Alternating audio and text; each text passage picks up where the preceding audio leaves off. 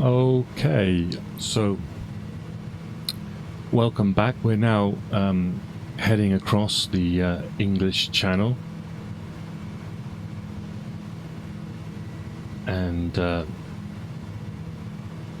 just coming up on Portland Bill. As I said, this is a good enough place as any to bring in all the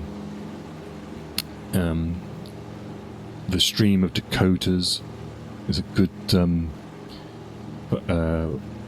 visual reference, and you can get to this Portland Bill, and it literally points the way for the aircraft to go, and it keeps it simple.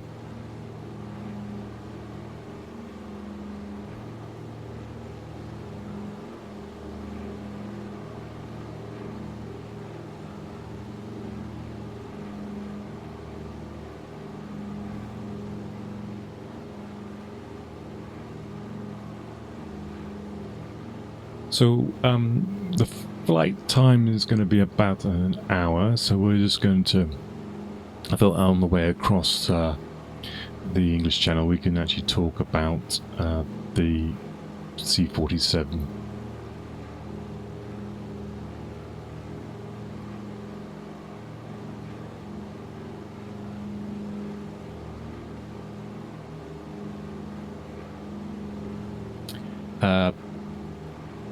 C-47 Dakota, obviously it wouldn't be in this colour, but it was comes from the Douglas DC-3 airliner. It was called the Douglas C-47 Skytrain. RAF designation was they called it a Dakota.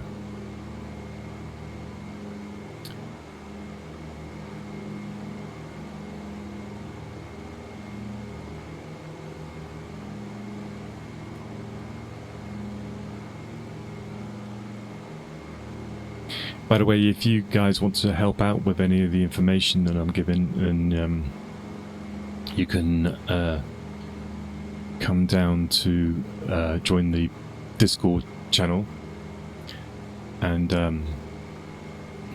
you can then see all the information that I've got on the aircraft. And also, if you pan down, you'll find information that's been accumulated on the subject we're talking about. So this is D-Day, and there's a timeline here, and you can see the timeline.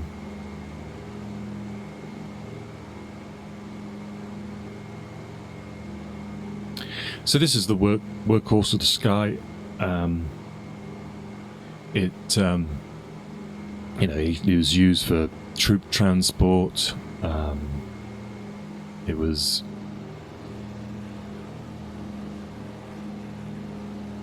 used for cargo, parachute drops, glider towing. It was a real workhorse.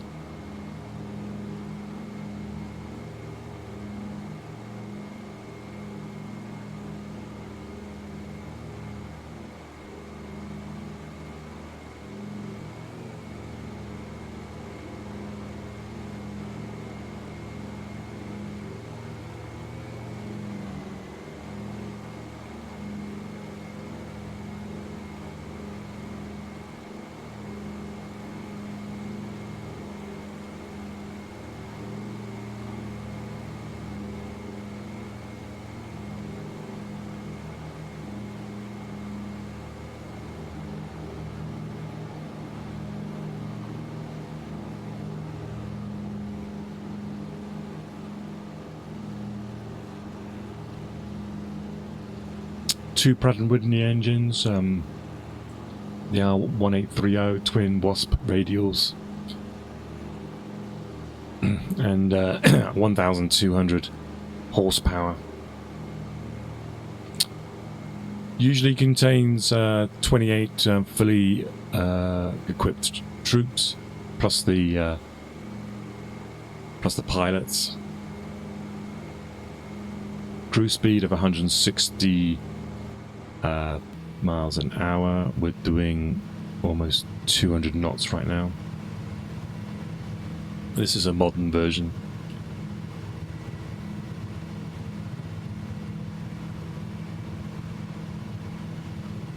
Over 1,000 of these aircraft were used in the drops.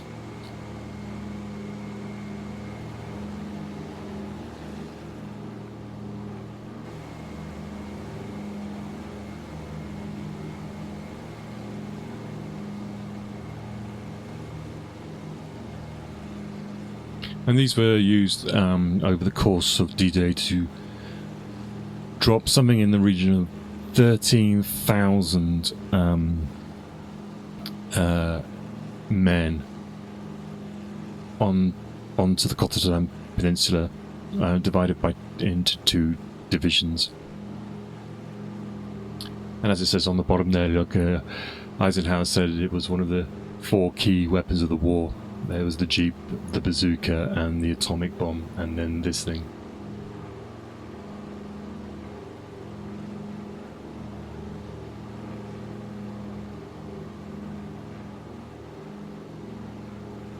So let's get some of this weather. This is not what was on. We're looking probably. Actually, let's just try live weather, see what that looks like. Okay.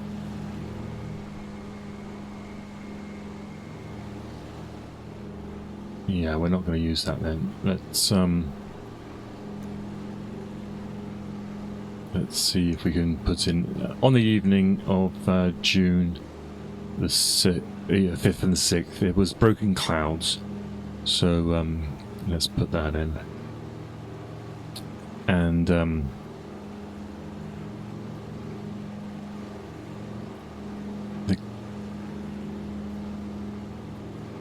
cloud base. Let me get this one up here.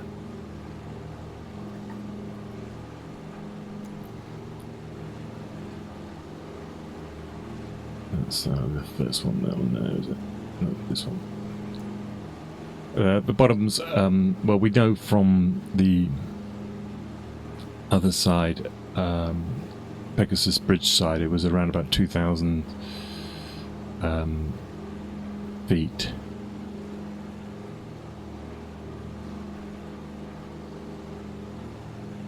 Of course, there we go.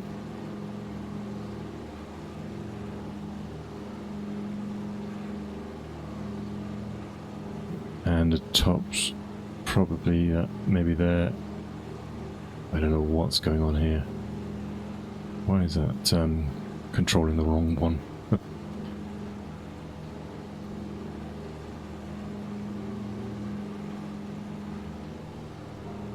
Oh, there we go. Let's do 2,000. And the tops could be anything, 5,000 maybe.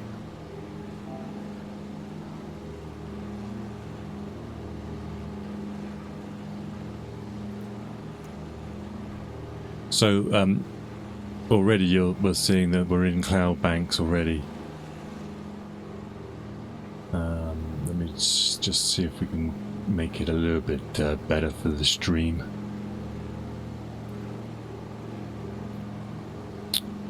Broken clouds.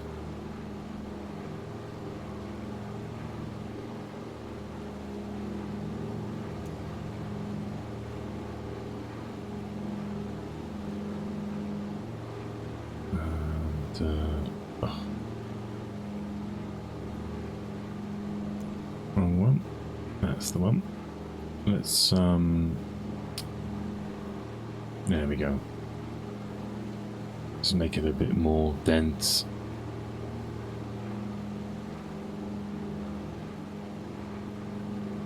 I'm just going to raise this up a little bit so that we can actually see. Let's make this 3,000.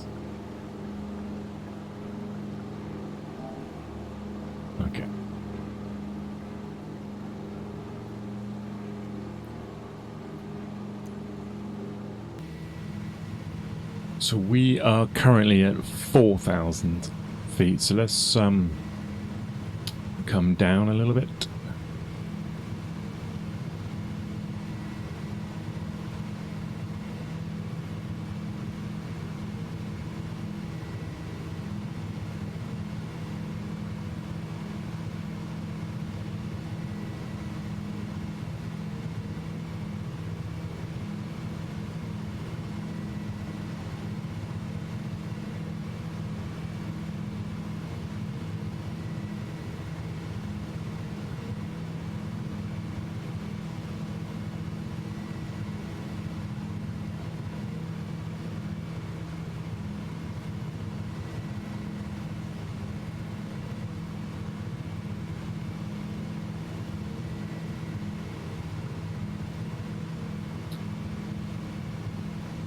Come on, down, down, down, on.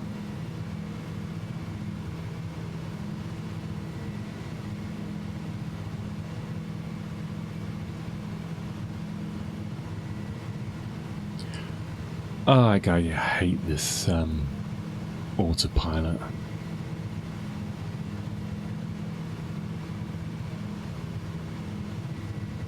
Where, I mean, this says VS should be on.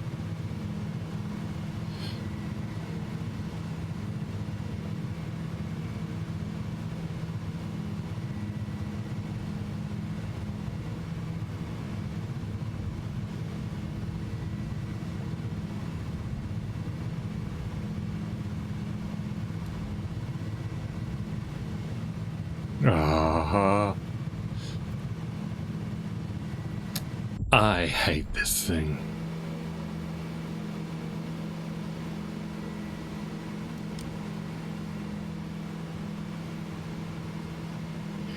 It could ruin a stream, couldn't it?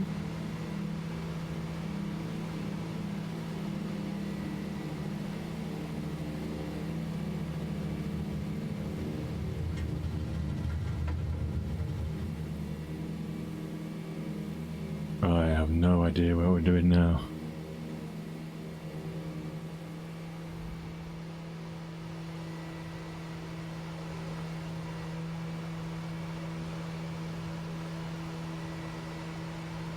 You know what? It makes you want to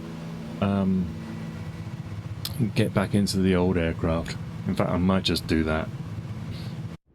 Let's just end that thing. Anyway, that's the C-47. It's a pile of shite. I'm going to get into the Beechcraft because it is just easier to fly.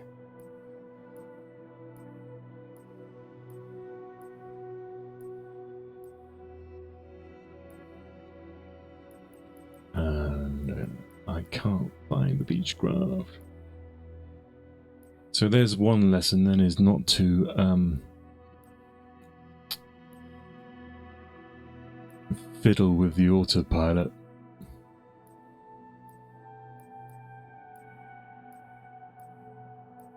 There we go, which is this. No, it's not that one. This one. This is my baby, the Bonanza. And we'll say we're about here. Set that as the departure. And we're gonna come into Sainte-Mère-Église there, and we'll head to Sark,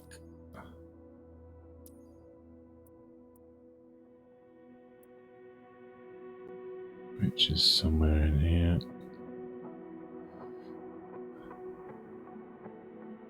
There is a few things that I don't like about this flight simulator, and that's the fact that it's very hard to see what you're doing. I think we were about here. Okay, that'll do.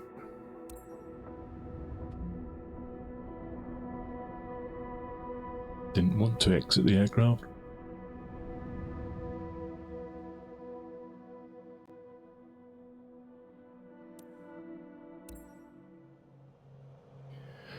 Right, so this thing now has an actual proper autopilot on.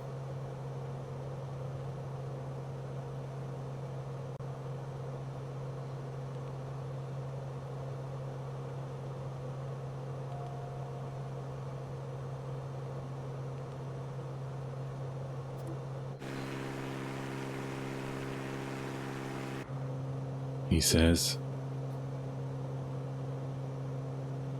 "Oh, come on, you are kidding me." Okay.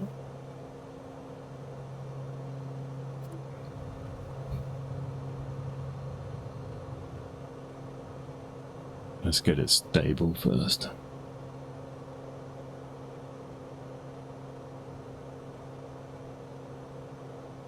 And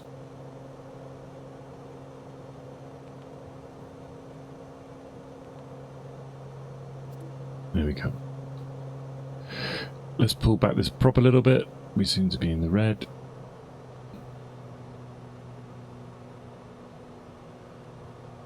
We'll bring that one over, and let's climb to 2,000 feet.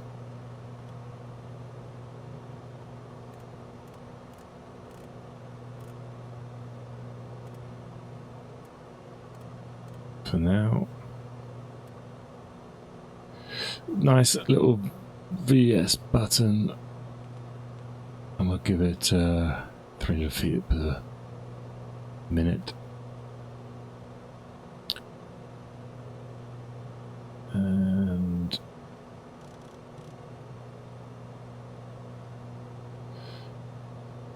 we're on roll, so we need to stick it on heading, and then we'll stick it on nav.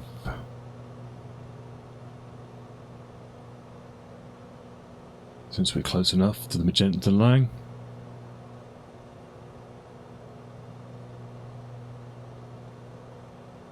Right, so how's that looking then?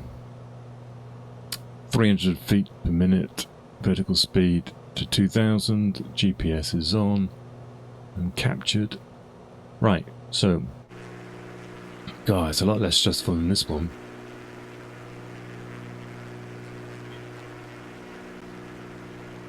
Let's pretend it's the C-47.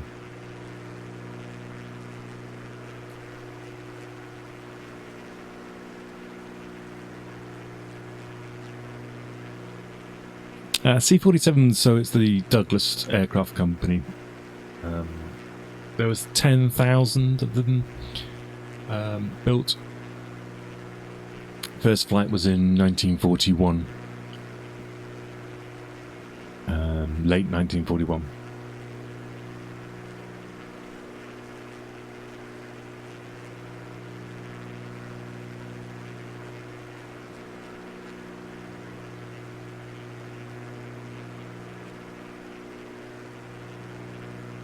And they flew, was still in operation for many years to come. The 6th Special Operations Squadron was actually still flying the C-47 until 2008.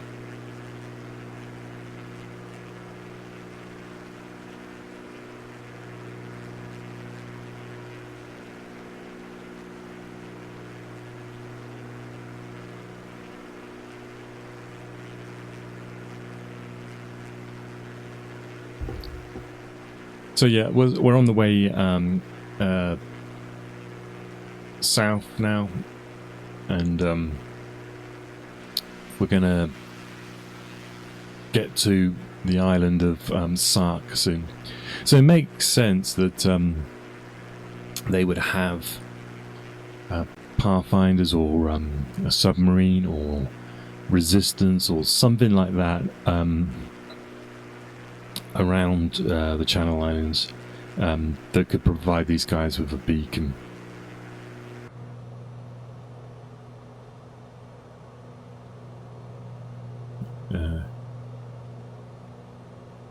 They're obviously got a many aircraft going in one direction. They're going to have lanes, and they're going to have procedures about which parts of the coast they will cross and which exit strategy that they will do.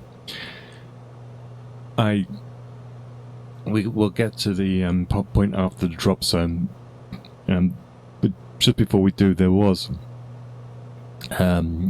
elements of the 9th Troop Carrier Command who flew slightly ahead and went to a place called I think it was Grenville. So if see where this GV is down here, it was this, I believe it's this area here. They flew some aircraft around there. I think they were the part of the deception operation where they were throwing out these Rupert dummies which were about 3 feet long, and they would chuck them out the aircraft with a parachute on them, so they would look like parachutists. And when they hit the ground, they would trigger a mechanism that made these loud bangs to simulate firing. So they wanted the Germans to believe that there was an airdrop going in to the south of Carentan. So Carentan is where my cursor is now. I believe that's where Carentan is here. So they wanted it, this area here for the Germans to believe that there was a drop going there. And it also meant that if they had their radar active on that night, then the whole of the Cotentin Peninsula would be lit up with aircraft. So we're going to be what I want to talk about is how come Winter's plane ends up in Sainte-Mère-Église and not on Meritement, and also the exit plan for the aircraft. A lot of it made sense. So a lot of the aircraft, I think they carry on over Utah, and there is some websites that talk about that they would continue flying east, and then there's a 10-mile corridor along the edge of the Cotentin Peninsula that these planes could fly up, and so they would come up here and then back home. They did not want to be going out into this area here because there is a lot of nervous naval ships.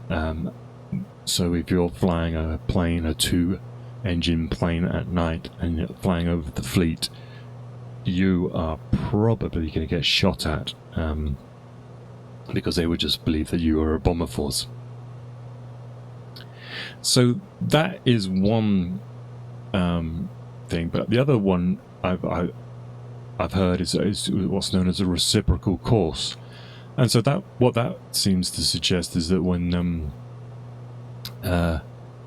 these planes dropped their parachutes discs, they actually turned around and then went back out this way, back around Jersey, and then back home this way. And this kind of makes a little bit more sense for some aircraft, because it once again it fills the skies up in this area with aircraft. It adds to the sort of sense that there's more to the south, and so there could have been some, like the 506th Regiment could have been instructed, their troop carriers could have been instructed to turn right, head south, probably not as far as Carentan, but if you just turned around and headed back after you dropped off your stick in this area, you would then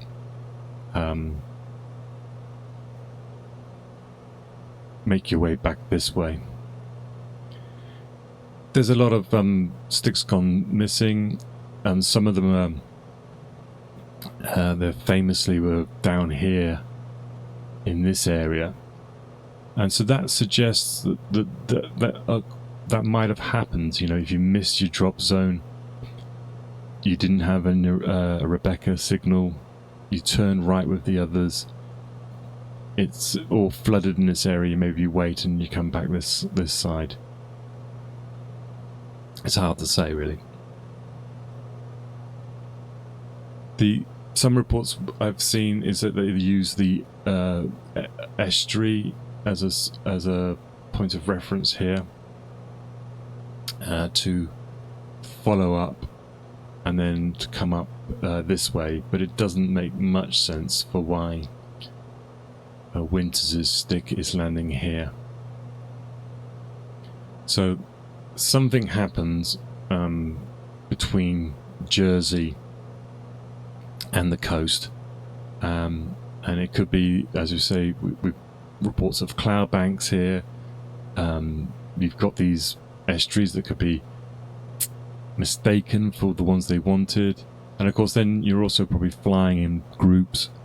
You're just now in one mass going in, and so if one guy ahead of you in a V formation chucks his men out over Sainte-Mère-Église, very likelihood your guy's going to put on the red light and chuck you guys out at the same place. So here we are, we're now approaching the Channel Islands, and on this southerly route we get basically straight to Sark, the island of Sark.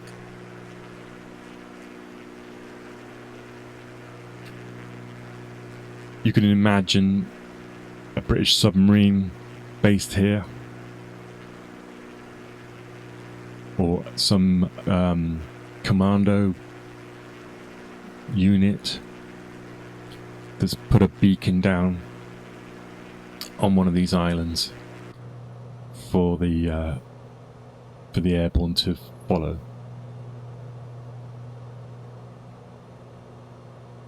So Lieutenant Dick Winters, he says that they got to in between Jersey and Guernsey at around 1 o'clock.